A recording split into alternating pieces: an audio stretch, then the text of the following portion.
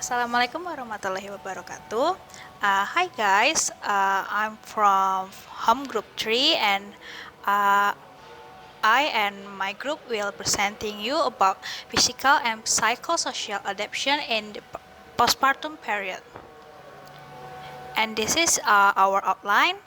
The first is physical adaptation that consists of reproductive system, vital sign, cardiovascular system, musculoskeletal system, gastrointestinal system, urinary system, respiratory system, immune system, endocrine system, and nervous system. And the second one is psychosocial adaptation. First, we talk about reproductive system. We will talk about uterus. After the baby delivered, the fundus of uterus immediately to contracts to deliver the placenta, and it usually takes about 30 minutes to deliver the placenta. Comes out from the mother's body. And the uterus begins to return back into the initial shape before pregnant, even its size, shape, location, and placenta site heals. And when the mom have baby, the uterus have size about 1 kilogram or 1000 grams, and it will change into 60 until 80 grams in 6 weeks. And the fundus will going down into pelvis are 1 centimeter each day, and it will take about 2 weeks. And the second one is vagina and perineum. And the perineum may have laceration or episiotomy or edema in postpartum. The level of pain of the mother, it depends on the degree and the type of vaginal or perineum trauma. The vagina contracts and return into pre-pregnant condition in 6 weeks. And after deliver the baby, vagina will discharge lochia in 4 until 6 weeks of the postpartum period. Lochia contains with the blood, mucus, and uterine tissue. The lochia is divided into 3 types. There are rubra, serosa, and alba. The rubra, it usually comes up from the vagina around 1 until 3 days. Its color is red, and its composition is blood, fragment of decidua, and mucus. And the second one is serosa.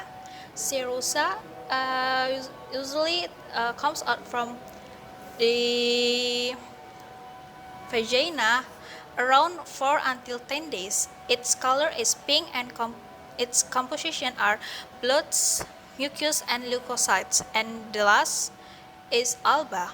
Alba usually comes out from the vagina around more than after 10 days, and its color yellow to white, and its composition is largely mucus. Next is endometrium. During postpartum, the endometrium have regenerations. The placenta through the process of necrosis in the superficial layer and regeneration of the decidua basalis into endometrial tissue. Next is breast. Due to preparing for the lactation, the mother breast usually change their size. The return of body system to non-pregnant state governed by the removal of placental hormones.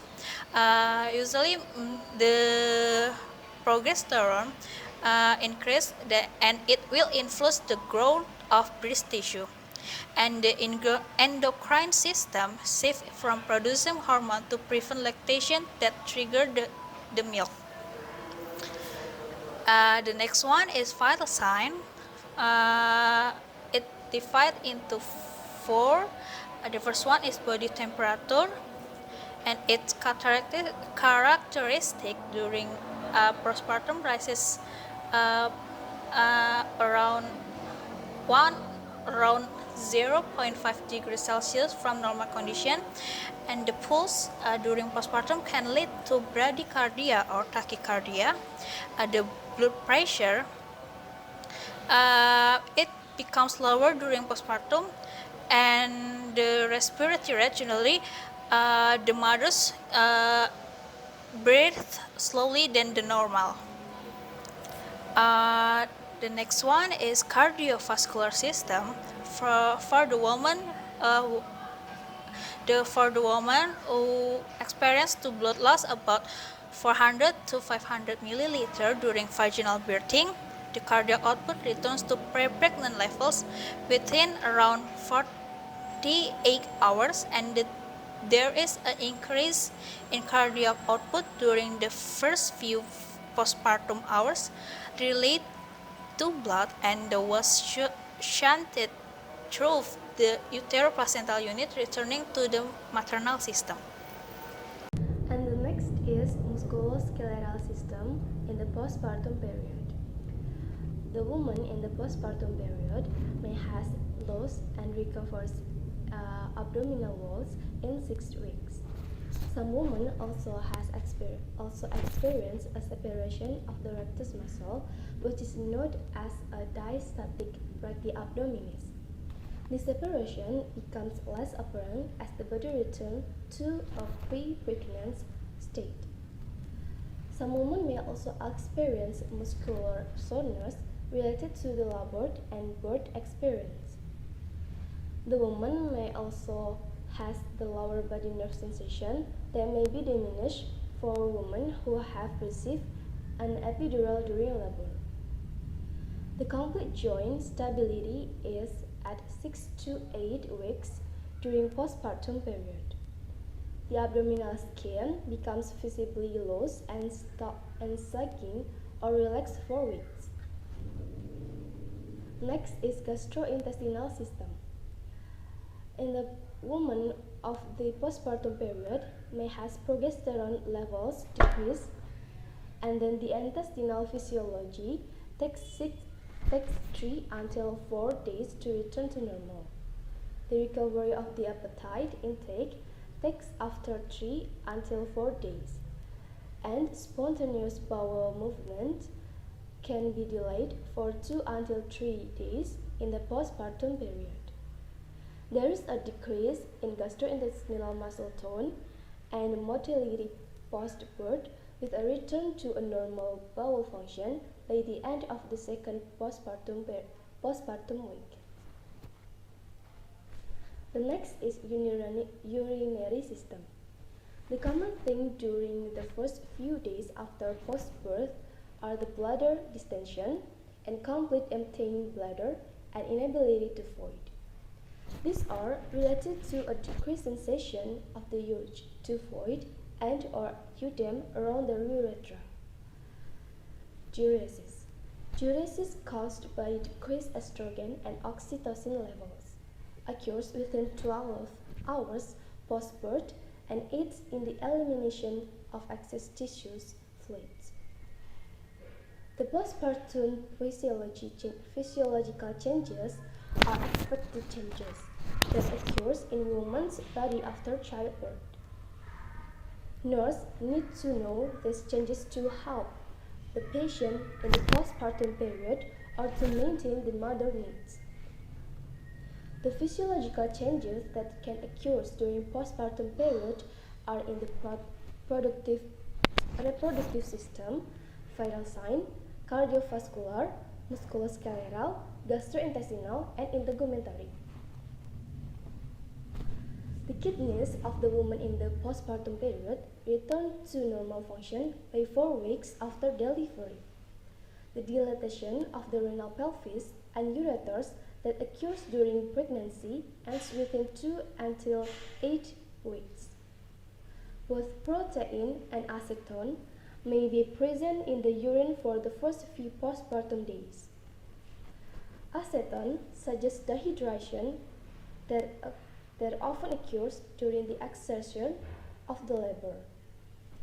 Mild proteinuria usually is the result of the catabolic processes involved in uterine involution or shrinkage.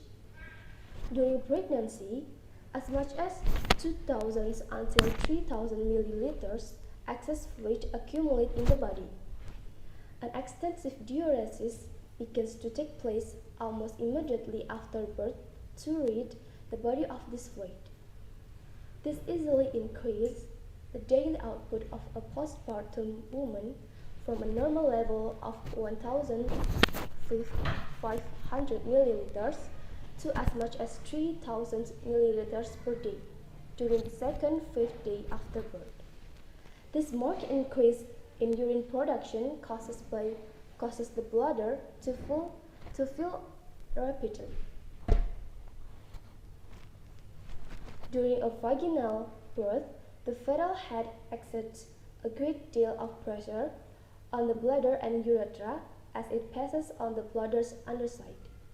To prevent permanent damage to the bladder from overdistension, assess a woman's abdomen frequently in the immediate postpartum period. On palpation, a full bladder is felt as a hard or firm area just above the symphysis pubis. On percussion, or placing one finger flat on the woman's abdomen over the bladder and tapping it with the middle finger of the other hand, a full bladder sounds resonant, in contrast to the dull, thudding sound of non-fluid-filled tissue. Aside from distension of the bladder, postpartum women also prone to urinary retention and urinary incontinence. Right now, I'm Yadya Deputri, and I will talk about the respiratory system and also immune system in the physical adaptation in the postpartum period. Respiration itself is a process that ultimately results in energy that will be supplied to the cells. The normal respiratory range for the normal adult is 16 until 24 breaths per minute. And the respiratory rate in postpartum woman will return to its pre-pregnancy state. This is because a direct result of separation of the placenta, loss of progesterone production, and also immediate reduction in intra-abdominal pressure with delivery of the infant at low increased exertion of the diaphragm. And then the significant changes after birth or postpartum in common postpartum woman. The first one is chest wall compliance changes immediately after delivery due to a decrease in pressure on the diaphragm and reduction in pulmonary blood volume. Changes in rib cage elasticity may persist for months after delivery. VD and RV return to normal soon after delivery, whereas ERV may remain in an abnormal state for several months. And then the diaphragm returns to its usual position. Anatomic changes in the thoracic cavity and rib cage caused by increasing uterine growth change quickly. Tidal volume, minute volume, and also vital capacity and functional residual capacity return to the pre-pregnant values. And then for the immune system in postpartum woman, it is common for the postpartum woman to experience some mild temperature elevation during the first 24 hours post-birth because it is related to her condition, which are muscular exertion, exhaustion, dehydration, hormonal changes. However, if the temperature greater than 104 degrees Fahrenheit or 38 degrees Celsius after the first 24 hours, it may be indicate of postpartum infection and requires further evaluation. So we as the maternity nurses should assess the temperature condition of the postpartum woman so we can see that if the woman have an infection in their body or infection in their immune system or not. Okay, so I'm going to explain about the change in endocrine system during postpartum period. So after the expulsion of the placenta, placental hormones such as estrogen, progesterone, and human placental lactogen is declined rapidly. If the mother is not breastfeeding, the pituitary hormone prolactin, which can stimulate milk secretion, is returned to non-pregnant level in 14 days. And there are also the resumption of ovulation and menstruation change of the mother. So although the first few menstrual cycle for both lactating and non-lactating women are often anovulatory. Ovulation may occur before the first menses, and for some women, ovulation resumes as early as 3 weeks postpartum. So therefore, contraceptive measures are important consideration when sexual relations are resumed for both lactating and non-lactating women. And the breastfeeding is also delayed the return of both ovulation and menstruation. And menses may resume as early as 12 weeks of or as late as 18 months during lactation. And there are also the lactation change of the mother. When during pregnancy, estrogen and progesterone prepare for the breast for lactation. Although prolactin also rise during pregnancy, but the lactation is inhibited at this time by the high level of estrogen and progesterone. And after the expulsion of the placenta, estrogen and progesterone level decline rapidly, and the prolactin initiates milk production within 2 to 3 days after childbirth. And once milk production is established, it continues because of the frequent suckling by the infant and removal of milk from the breast. And that is an oxytocin is necessary for milk ejection because this hormone can cause milk to be expressed from the alveoli into the lacteolus duct during cycling. And then there are also the change in weight of the mother. Approximately 4.5 to 5.8 kilogram are lost of the mother during childbirth because this include the weight of the fetus, placenta, and amniotic fluid and blood lost during the birth. So the next is the change in nervous system. So during postpartum period or after childbirth, discomfort and the feeling of fatigue are common in women after childbirth. After pain, an episiotomy, laceration or incision, muscle access, and breast enlargement may increase a woman's discomfort and inability to sleep. This is why during this time of prevention of injury from falling is necessary and is a top priority. And there are also several complaints of the mother, such as the complaint of headache that can that require careful assessment. Frontal and bilateral headache are common in the first week of postpartum and may be a result of change in fluid and also electoral balance. But severe headache are not common, but may be postural puncture headache resulting from regional anesthesia. And they also may be more severe when the woman is in an upright position and are relieved by assuming a supine position.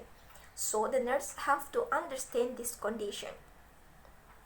We're going to talk about the psychosocial adaptation of postpartum period. There are 3 phases. The first phase is taking in phase and taking hold, and then the letting go phase of postpartum period.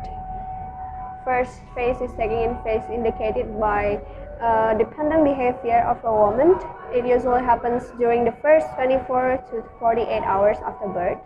There are several maternal behaviors that we can notice from the psychosocial changes. The first one, the woman tends to pay more attention to physical changes and personal comfort. And then she tries to relive and speak out her birth experience so often. And while they're trying to adapt, they start to adjust the psychological changes between her and her new baby and then her new environment with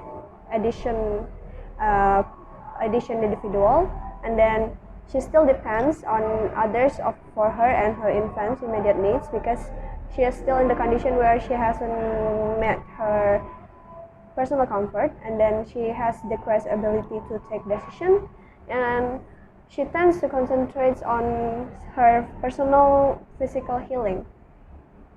And for the second phase, they are the taking hold phase. This lasts from the third day of the postpartum period to the 10th day. So we can say that the second to the third day is a transition days from the taking in and then taking hold. And then this following phase has some criteria also.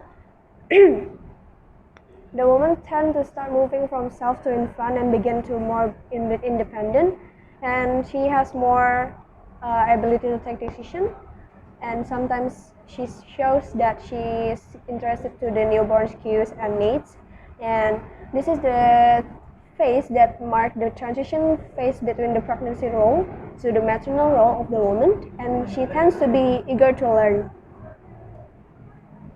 So this is the other criteria.